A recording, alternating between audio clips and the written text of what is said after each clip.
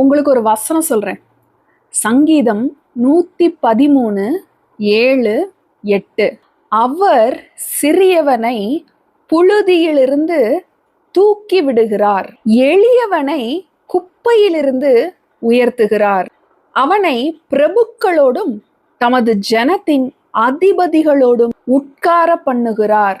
கர்த்தர் உங்களை பிரபுக்களோடும் அதிகாரிகளோடும் அமரச் செய்ய வேண்டுமானால், அதாவது கர்த்தர் உங்களை உயர்த்த வேண்டுமானால், நீங்க சிறியவனாகவும் எளியவனாகவும் மாற வேண்டும். நீங்க எங்க இருந்தாலும் சரி, குப்பையில கிடந்தாலும் சரி, புழுதியில கிடந்தாலும் சரி, நான் எங்கேயோ இருக்க வேண்டியவ, என்னை கொண்டு இப்படி வச்சுட்டாங்களே, நான் எங்கேயோ இருக்க வேண்டியவன், நான் இப்படி கடந்து கஷ்டப்படுறேனே அப்படின்னு நீங்க நினைக்காம, சிறியவனாகவும் எளியவனாகவும், அதாவது உங்க ஆத்துமாவில் நீங்கள் தாழ்மையுள்ளவர்களாய் நீங்க மாறும்போது கர்த்தர் உங்களை உயர்த்தி பிரபுக்களோடும் ராஜாக்களோடும் உட்கார செய்வார்.